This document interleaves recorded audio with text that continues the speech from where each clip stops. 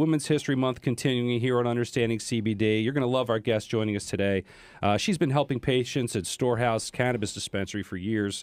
As a GM there, she's not only helped patients, but she's also running it smoothly. She's cheery, just put a great vibe in the place, right? That's right, that's right. Melony Burman goes by Mel. That's her name. She's here to demystify what goes on in a medical cannabis dispensary and really help to translate some of those products and how they can be helpful to you, your loved ones, your furry friends, that sort of thing.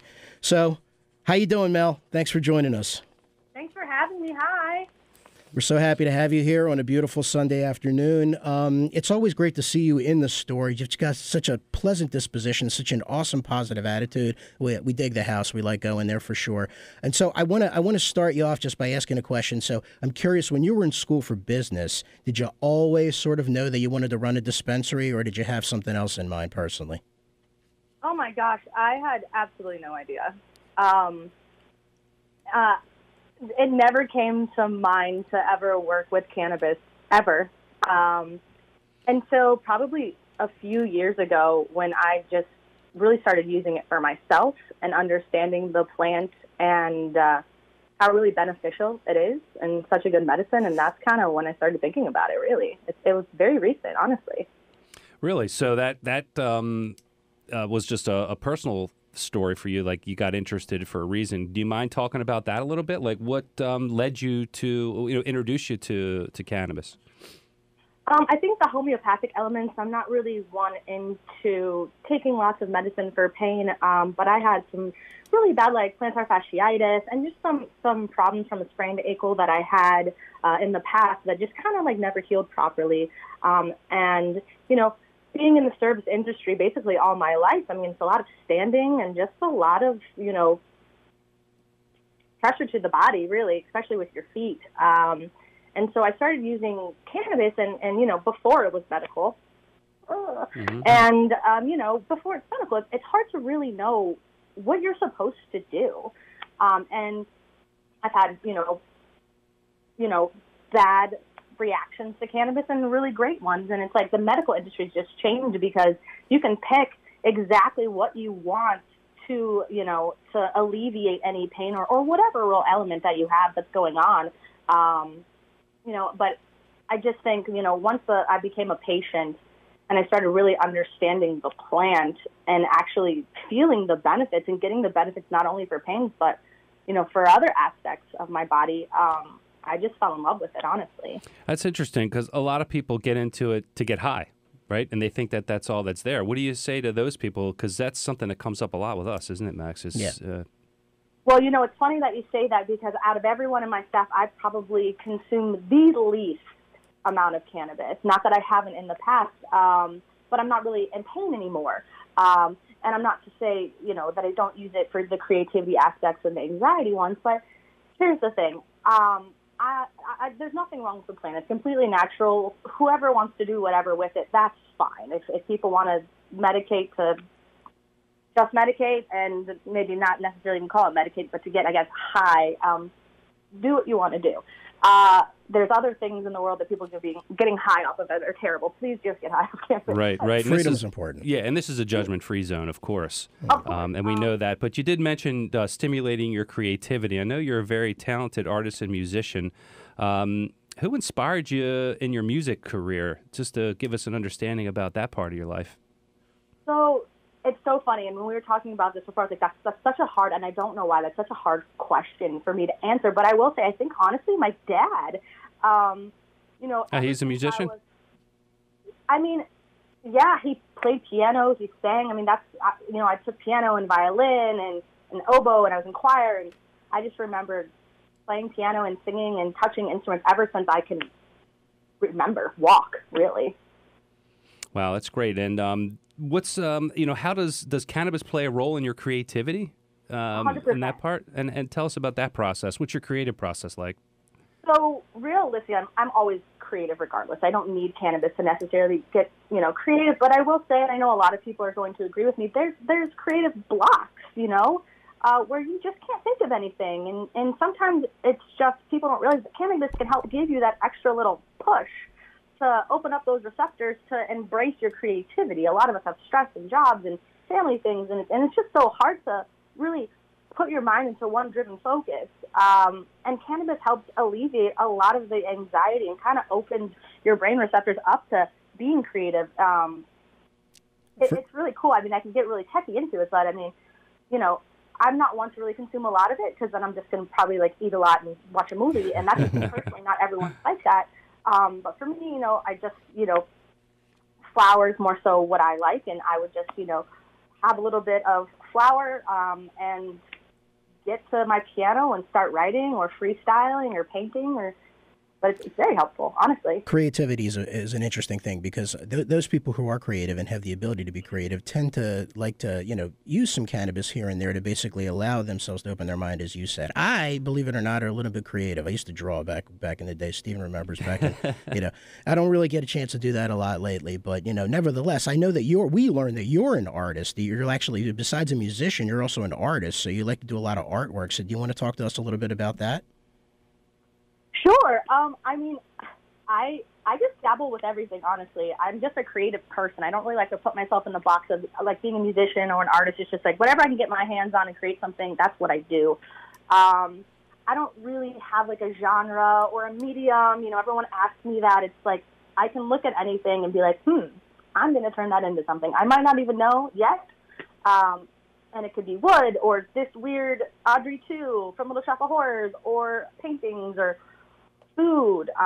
Do you cook? Because a lot of people who cook feel the same way. They can whip something up because they're creative. Yeah, I love cooking and I love making everything beautiful. Yeah, anything that can look pretty or just aesthetically pleasing or just super weird, I'm just into. You see what we're saying? You see how bright and exciting she is? What a great vibe. That's what happens when you walk into Storehouse Dispensary. That's the vibe you get because Mel brings that vibe to the plate. She does. Now, Mel, did you use that creativity when I noticed you have a couple tattoos? Did you design those yourself or? So a lot of them, yes, I did. I incorporated, of course, with the artist. You know, with tattoos, it's, you know, you want to go with someone that you really trust. And the great thing with tattoo artists is, well, they're artists. They're super creative as well. So it's always really fun to collab with a different creative person and kind of like give them my idea, but I already trust and did my research on their style. So it's like, this is what I think, you know, I'm going to draw it out, but then I want you to turn it into yourself, and that's what I'm looking for. So a lot of things are like that with me. I have quite a few. And I even, you know, during COVID, I was like, I'm just going to practice tattooing on some fake skin. So there you go. Oh, well, good. Well, it's good to get to start to get to know you a little bit more. We have just nearly scratched the surface. We do have to take a break. Stay with us. We'll be right back with more Mel Burman from Storehouse Dispensary. All right, welcome back here. Understanding CBD with Max and Steven, sponsored by Max and Stevens. We're here with Mel Burman from Storehouse Dispensary. The manager over there is having a great discussion. We're going to get into some good stuff. How are you doing, Max Sobel? Make it through the break over there? Drinking some water, buddy. I'm doing great. Great. We are taking calls today, and Mel can be very helpful with anyone who is either currently a medical patient and using marijuana or someone that hasn't before. If you want to give us a call, the number is 410-922-6680. Noah will answer the phone. You can ask him a question. All questions, any questions about the dispensary, any questions about the process, and certainly any questions for us. That's right. If we weren't clear, any question. Yeah. So, Mel, I want to ask you, from your position as a manager, do you have a good sense of what's bringing people into the dispensary? Yeah, I mean, I think first and foremost, the thing about Storehouse, and one of the things that I just love so much and why I'm there, besides the wonderful staff that we have, our whole entire, you know, aspect of everything that we do is to make sure that there's a multitude of medicine that is accessible to all patients. We literally want to have everything for everyone. And I think that's just the main thing. Like, there's that whole perception of, you know, what people are supposed to be in a dispensary, as in the workers there, or what people are like that, you know, consume cannabis. And we are all very educated, and we are all just here to help patients understand that cannabis can really help their lives with whatever, you know, they would like to use it for. And every time I've been in there, I've seen all sorts of people, everything from older people to younger people. I mean, everybody. When people come in, do most people know what they're looking for when they're walking in the door? depends, and it really depends. There's some people that have been, partaking for years, and then we have tons and tons of brand new patients, from 16-year-olds that need caregivers to come into the shop to 91-year-olds that are starting to just now take cannabis. If you had to group some categories, and I'm not trying to nail you down anything, but just to give our listeners an understanding of the general categories of why people come in. I mean, are they coming in do you see a lot of anxiety now? Do you see more pain or depression? What sort of things is there any sort of general buckets that you can put or group the new patients into that people are coming out now? I mean, you nailed it right there. You have to think of the most common ailments that everyone has. Everyone has a little bit of depression. Everyone has some sort of pain. Everyone has some sort of anxiety. And a lot of stuff with sleep. A lot of people aren't sleeping. They have insomnia. But I would say pain, is one of the leading factors that I really, really hear about. Anxiety. I can't sleep. Those are, I would say, the main ones that I hear on a daily basis. Yeah, and they can all go together. Now, when people come in, are they, would you say, not taking anything for their problems and looking for something? Or do you see most of them coming in that are already taking some sort of medication or some what are they using right now? I mean, there's people that are coming in that are trying not to have opioids. There's people that are taking medication, and those people that have tried everything, they're no longer taking medicine, and they do want to try cannabis. I mean, there's tons of different things that I see day to day. Now, what about CBD? So people are coming in, do they ask questions about CBD, and what are the trends around the questions around CBD? Oh, people ask about CBD literally all the time. A lot of people don't even know the difference between CBD and THC. It's one of those things, a lot of people are nervous when they come for the first time that aren't used to cannabis, and that's when we really talk about CBD and how beneficial it is. With cannabis and or without cannabis. When you guys mentioned, there's no psychoactivity with CBD. But some people need to step it up a little bit more, just because they need to, be forced into sleep, or just, the pain is so strong. So we kind of try to educate them on how you can almost piecemeal CBD and THC together, like they're friends, and just talking about, CBD cleanses your body. So if you have THC and there's an effect of maybe too much psychoactivity, you could then take CBD and almost dilute that feeling to then bring you down from that medicated aspect to make you feel a little bit more calmer. We also have tons of products with CBD in them for people who are initially maybe just starting out in the medical cannabis field, and or they just love CBD. They don't want to feel super medicated, like myself. If I want to, if I'm having some anxiety or I just want to relax, I like to blend the two together, but I'm never having THC without CBD. I actually don't do that. I always need to blend them together because I don't want it to be super psychoactive. I want to have a clear mind, but still feel all the therapeutic aspects immediately of the THC in my body. That's interesting. And, you mentioned something in the earlier part of the show about flower. And I want to take a moment to at least break down the product categories, because a lot of the terminology and language that we use, a lot of people don't understand. Like an example, flower, when you say flower, you instantly are going to think of a rosebud or a bud, a flower. But there's also flour used for baking, a powder flour. And it's not, sometimes we have to take a step back, and really think of someone who has no idea what it is, to give them the basic terminology. So flour is in the industry known as just the buds. You would then break that up and put it in a pipe or roll it in a doobie and smoke it. Typically how you use it. I guess you decarboxylation, of course, where you light it up and then it activates the THCA, which actually gives you all the properties where you do feel effects. Gotcha. Now that's like the unprocessed. That's just like the, it's cured and then it's ready for you. But I've seen your menu. You have a lot of different types of products. What are the general categories that someone would expect to look through choices of when they come in? Absolutely. So we break them down in a more broad spectrum. Now, of course, you could get into more detail with each one of the categories, but we have flour, we have carts, we have concentrates, and we have edibles within, and like sublingual. a lot of people sometimes get confused with edibles and sublingual. So edibles can be anything varying from capsules, from gummies. Soon in Maryland, we're going to be able to have like baked goods, which is going to be so fun and really Yum. cool. Cool. But then sublinguals, there's aspects to where you have tinctures that you can put under your tongue. There's sprays that you can have. There's lots and lots. How about lotions? Do you have topical lotions there also? Oh, yes, duh. I love topicals. That's like one of the ones that I use all the time and I rub on my ankle. But we have topicals, which are all dermal. They just lay on your skin. And basically there's patches that you can use. We have CBD ones. There's lotions. There's salves. Lots and lots of different stuff for everyone.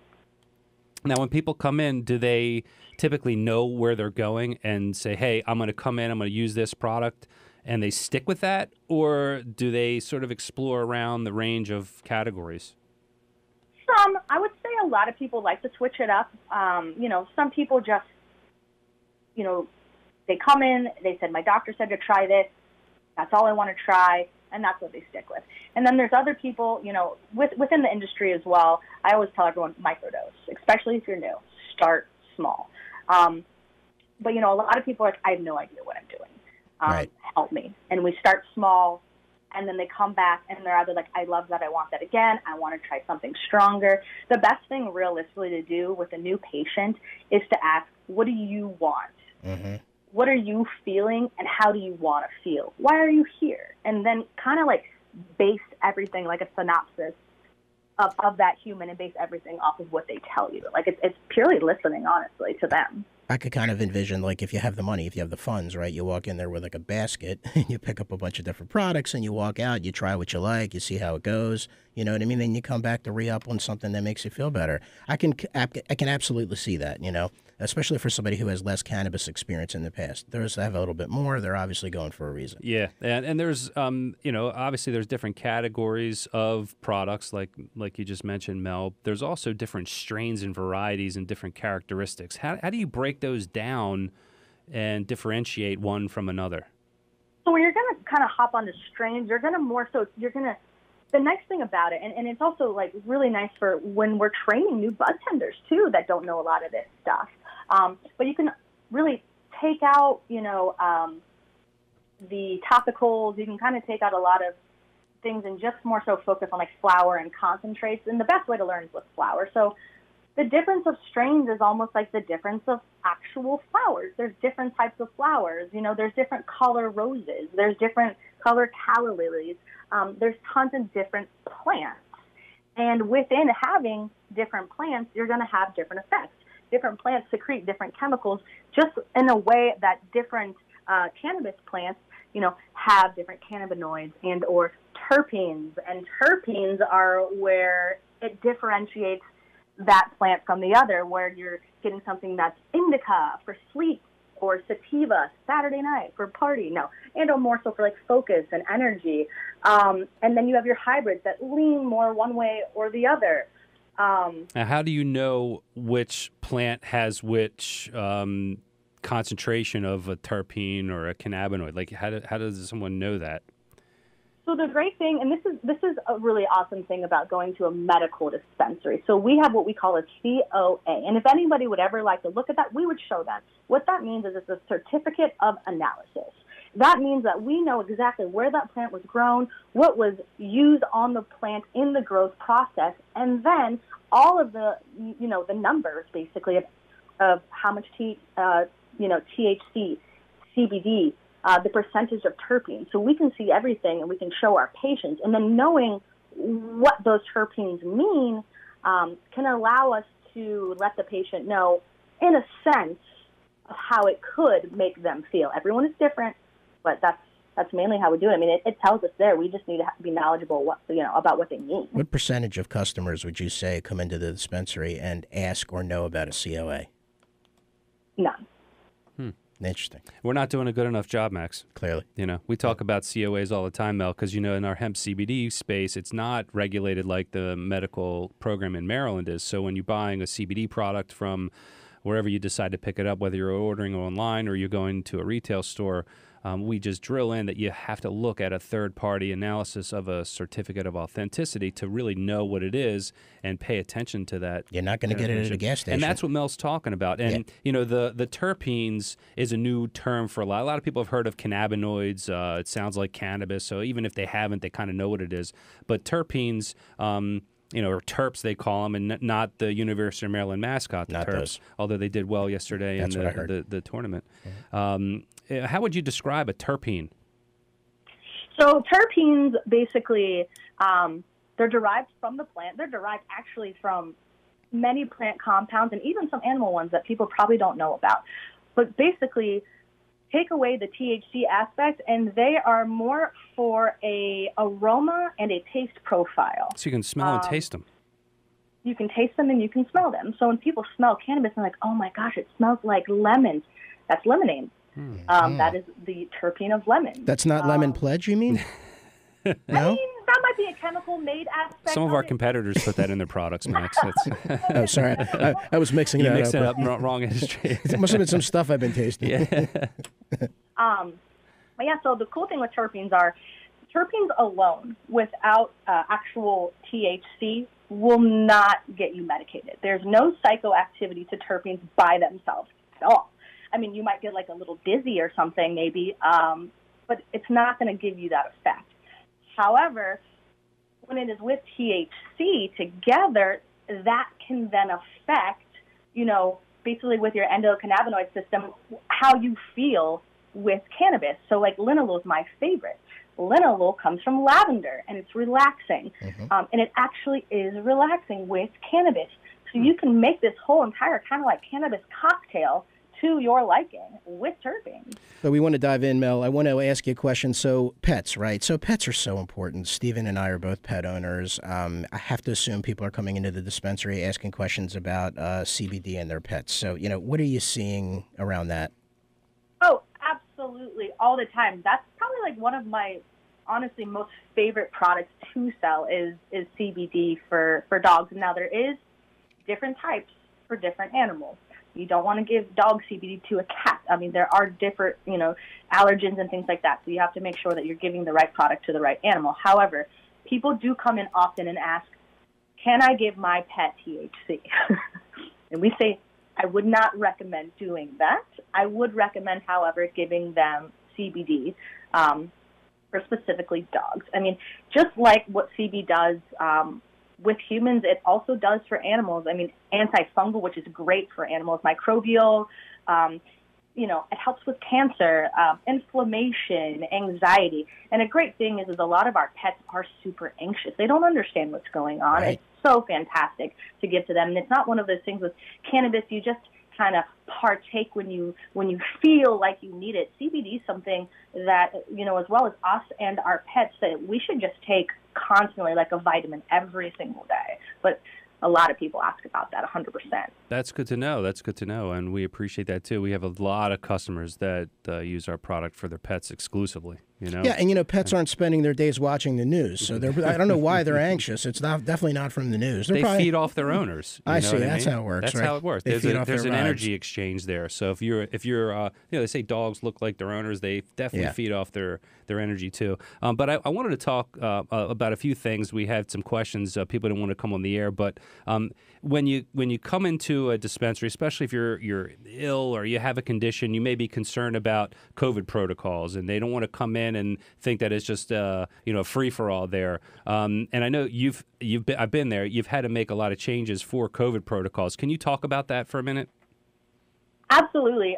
You know, if you ever, which you all should, come into Storehouse, you know, we have taken probably every safety measure possible, not only for our staff, but for our patients. We want people to know that they, you know, I mean, are safe as you possibly can be, but that we're doing every safe step that we can do to make sure that people can be as safe as you possibly can be.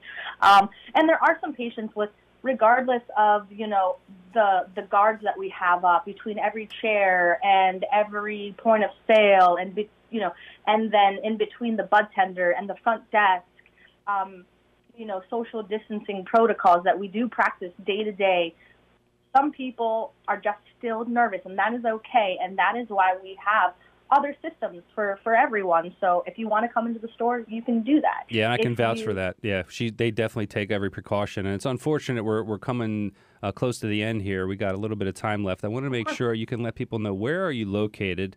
And then tell us a little bit about what's happening with you guys this spring, any activities coming up that people can participate in. Absolutely. Also, there's curbside if you don't want to come inside. So we are located at 5730 Falls Road. That is in Mount Washington, which is in Baltimore, and it's 21209. But basically, for the spring, we're just hoping that we can get a little bit of normalcy. We just got a brand new, really beautiful, our parking lot's, all paved. So we're going to try to get some events going on, maybe get some music, get some vendors. Hopefully you guys can come hang out with us at some point, maybe some local artists, and just have fun. And are you going to play? Will you play a concert? Are you performing? I think you'll get more people that way if you put Melony Burman on the... I'm shy. One thing I'm shy about is singing in front of people. I'm not really shy about anything else. It sounds like all you need is a piano and a microphone, and then you're golden. Super talented. Is there a phone number for people that can reach the Storehouse? I should know that by heart, but I can grab that for you very quickly. Okay. Well, we'll put it up on the screen when we do, but unfortunately, that's the end of the time here, Mel. If you want to give it to us, we'll put it up on the next segment so people can have it. We'll definitely have it in the YouTube video. Mel, it was a pleasure having you join us. Thank you so much. Yeah, you're welcome back anytime. Mel Burman, thanks again. We'll talk to you soon.